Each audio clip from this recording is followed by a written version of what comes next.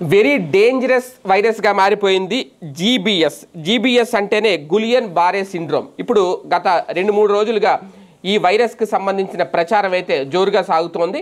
అయితే మొదట్లో అయితే లెక్కలన్నీ దాచిపెట్టేసింది ప్రభుత్వం అనేది, కానీ ఇప్పుడు క్రమక్రమంగా ఆ లెక్కలు బయటకు వస్తున్నాయి.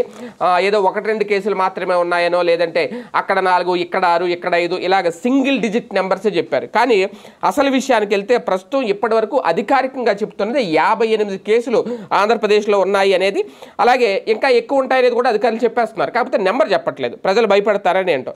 అలాగే 2 మరణాలు అయితే ఆల్రెడీ అఫీషియల్గా డిక్లేర్ చేసేసారు. 2 చనిపోయారు. అది కూడా ఎవరు? 6 ఏళ్ల బాలుడు, అలాగే 50 ఏళ్ల ఒక వృద్ధులు, 50 ఏళ్ల మహిళ. అది కూడా అంటే ఇక్కడ ఈ జీబీఎస్ అనే దానికి వయసుతో సంబంధం లేదు. చిన్నారుల దగ్గర నుంచి వృద్ధుల వరకు అందరికీ కూడా వస్తుంది. ప్రభుత్వం ఆసుపత్రుల్లో ఎక్కడ చూసినా మినిమం 14 మంది అయితే చికిత్స పొందుతున్నారు. అంటే ఈ వైరస్ ఒక రకంగా చాలా ప్రమాదకరంగా ఉంది అనేది అఫీషియల్గా చెప్పలేకపోతున్నా వైద్యులు మాత్రమే చెప్తున్నారు. ఎందుకంటే దీని సిమ్టమ్స్ ఏంటి అని అడిగినప్పుడు దీన్ని స్పష్టంగా ఇది అని గుర్తించలేము. కాకపోతే ఈ సిండ్రోమ్ కనుక వ్యాప్తి చెందితే చాలా తక్కువ టైంలోనే, అంటే లక్షణాలు గుర్తించే సమయం కూడా లేకుండానే అది మొత్తం అంతా బాడీ అంతా వ్యాప్తి చెందుతుంది. తర్వాత ఇమీడియట్గా ఆ వ్యాక్సిన్ ఏదో ఉందంటే అది 6,000 నుంచి 30,000 రూపాయల వరకు ఉంది.